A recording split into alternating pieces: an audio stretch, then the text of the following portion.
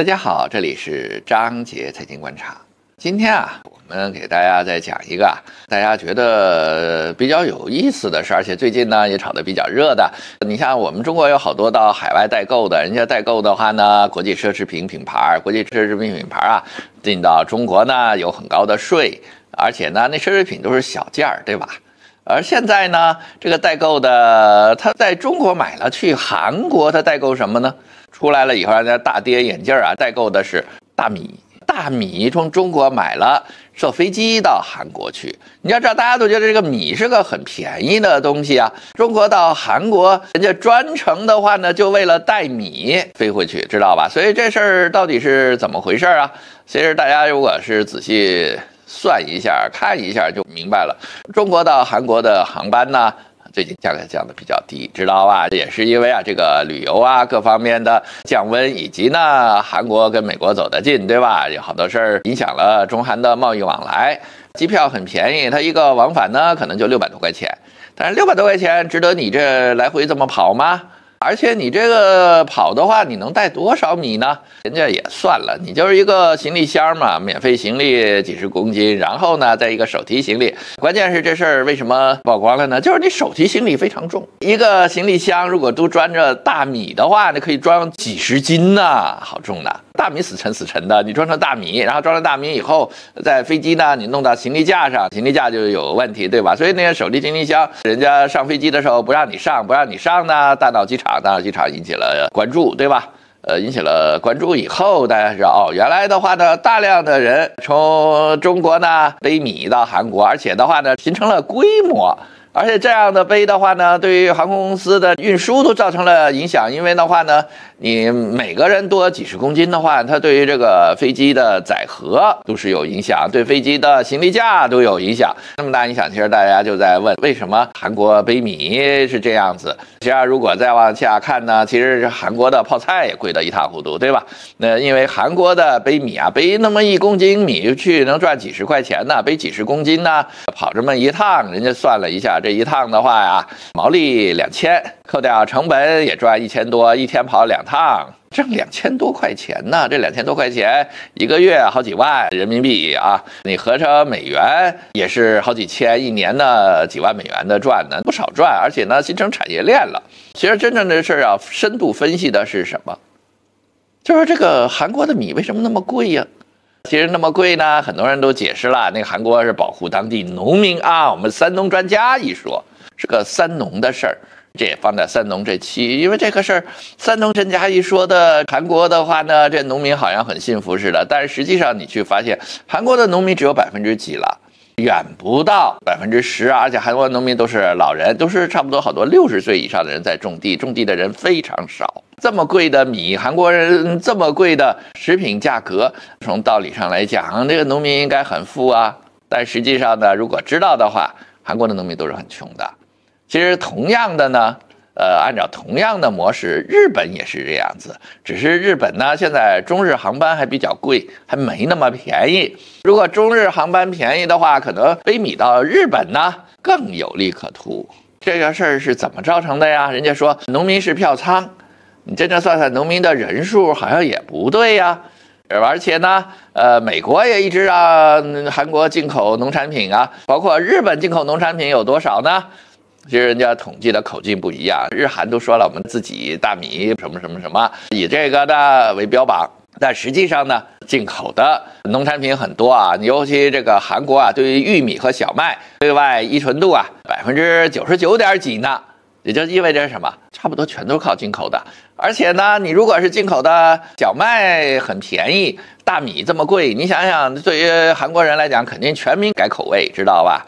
而且韩国的那个粮食产量呢，我们也算了一下嘛，韩国的粮食产量跟我们浙江省差不多，我们也说浙江省可以作为一个标杆，河南的粮食产量10倍浙江省的。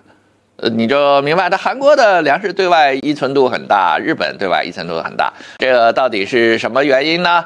实际上，在我们本系列视频的前2期是讲农垦的，第3期就在讲这件事了。我们的这个三农专家，他可是制造了一个信息茧房。真正的原因是什么？是日韩的农业都对接金融。哎，你看看这三农专家讲起金融来多眉飞色舞的，他对接了金融以后，他被金融赚走了。你可以看一下啊，下边这个三农专家的视频，三农专家他介绍日本农协怎么介绍的。日本模式在于它让农民形成综合性合作社，不仅进入了生产领域，而且进入了流通、加工、购销、超市、餐饮、房地产、保险、金融、旅游、饭店，它进入了所有领域。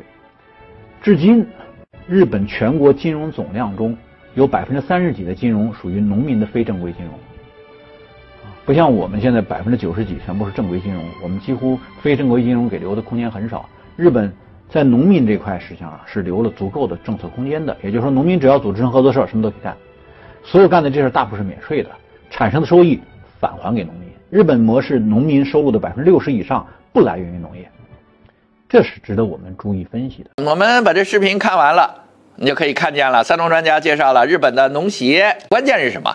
它日本的农协的金融资产占日本的30%。你要知道，日本的农民才多少？日本的农民的话，可能只有3%-5%啊，但是它的金融资产占30%，这你说明什么问题啊？这是真是农民富了吗？你要那样的话，农民得富得多流油啊！但实际上不是，对吧？在日本呢，农民也是很多穷人不愿意种地，也都到城市里来了。这么高的背后是什么？你所有的进口的国际粮食和国内粮食的差价，都吃到了这农协、这些金融、这些资本、这些财团手里。你要知道，他为什么他不愿意弄？哪是说农民那点票田啊？是这些财团的利益不愿意让出来，这才叫狠呐！所以我们一直说啊，这三农专家的话呢，怎么站队到了这些农业资本上，对吧？他站队到这个农业资本上的话，我们也说了嘛，中国著名的那农业资本，人家是当着董事呢。对吧？人家站队到这些农业资本上，然后呢，跟着天泽所的毛于是毛所长一起在农村搞那个什么的，所以这个事儿现在人家是秀起红旗来了啊，说为了农民如何，都是打着为了农民。你像那个日韩也打着为了农民，最后全民族的话，农民没剩几个了。全民族是什么样子？现在中国是什么？最近的报道嘛，城镇人口已经65%了。而且农村呢，还大量的都是什么？是留守儿童、留守老人。你农民没剩几个了，在城市里头，你粮价要涨到多少？这么贵的粮价的差价，谁拿了？实际上就是关键是谁拿了，知道吧？他的农民没有赚太多钱，而且他的农民在日韩的时候，农民也集中，他的每个农民种的粮食比中国多啊，所以这样一算出账来的话，就不对了，钱哪儿去了？尤其是进口粮食，进口的像日本的话呢，粮食的话，在按照国际粮农组织的统计呢，进口的话是仅次于中国。中国呢虽然大，但是中国呢人均非常少，但是日本可不是，人均2/3是进口的。你这个进口的粮食，国际粮价和它国内粮价这个巨大的差价在谁手里？这才是这问题的关键。为什么你像这个所谓的三农专家说起这个日本农协眉飞色舞啊？一直打着让农民挣钱，实际上是什么？是这波资本挣钱，天天讲着要对接资本、对接金融、对接什么，里头有多大的利益在里头？